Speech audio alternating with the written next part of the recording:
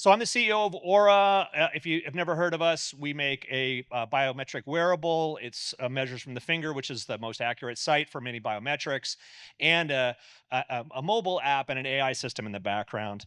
I know, some of you may be familiar with medical devices that are really sort of pinpoint. They target a single either indication or metric. Our whole point is to be multimodal in terms of the types of things that you want to address. So we started with sleep. That was intentional. We moved across to other types of things to measure, whether it's your cardiac health, your daily readiness, your stress, your resilience to stress, your cycle, and your reproductive capabilities as a woman, heart health, and metabolic health. So by looking across all of these different dimensions of your health, we're actually well positioned to make a really clear set of impacts on the larger health landscape. And those impacts are predictive, meaning that we can see things coming and maybe give you advice about that. Like if you're getting sick, we can tell you you're getting sick before you have symptoms, and that's a very powerful tool for you for managing something.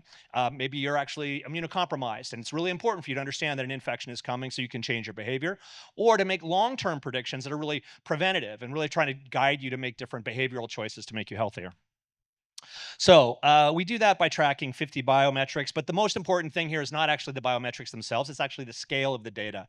We have about 15 billion hours of data today. That 15 billion of hours covers an incredibly broad swath of people in terms of genotype, phenotype, health condition, age, risk profile, social determinants of health, ethnicity, and race. And that's a really powerful data set. And every day we're adding about 72 million hours to that data set.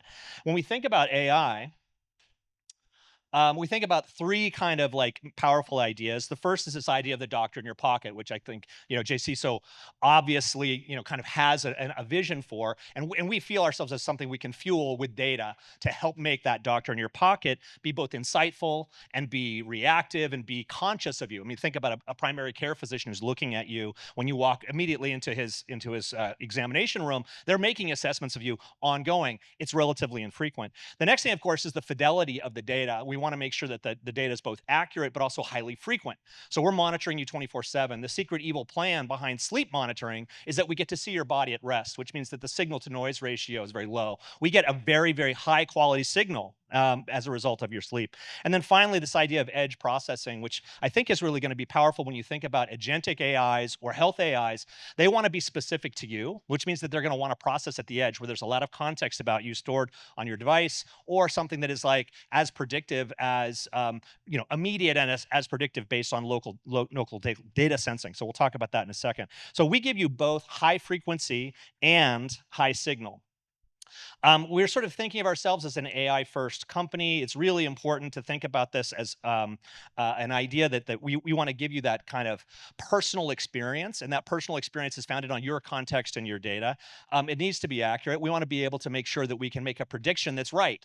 Telling you that you're going to get sick in 3 days when you're not going to get sick in 3 days is not valuable. It's not useful. The key is that we want to modify your behavior. And if you trust the system, you actually begin to say, oh, wow, this thing said I'm going to get sick, so I'm really going to change my behavior as a result. And that trust is really key, and that accuracy is the focus of it.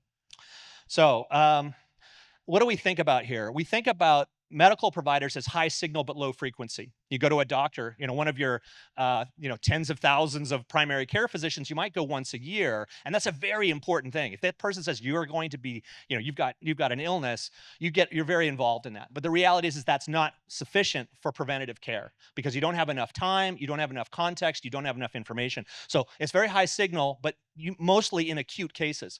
And then a wearable device is actually high frequency. It's monitoring you 24/7. It's able to interact with you. You interact with it a lot. We see 3 interactions a day, 7 days a week. People are checking on how did I sleep? What's my activity today? How did I do? So what we think about is that combination of high frequency and high signal unlocking the power of AI in healthcare.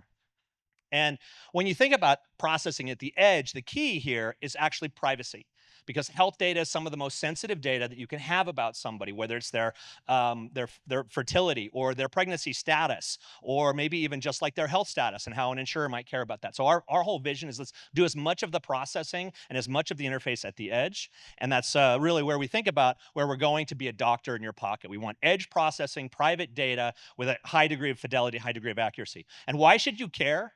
You should care because we can bend the costs of healthcare. If we can make an impact on preventative behavior early in someone's someone's life. You can bend the costs for where most of those costs happen, which is at the end of life care or late life care. And you're going to care a lot because we can actually make prevention a part of your life with predictions. We can tell you if you're on a trajectory getting sick, and then you can start to modify your behavior or intervene early. So that's why you should care about Oura and about AI in healthcare, because along with partners like Lumeris, we're feeding them the data and they're supplying the doctor. Okay, thank you.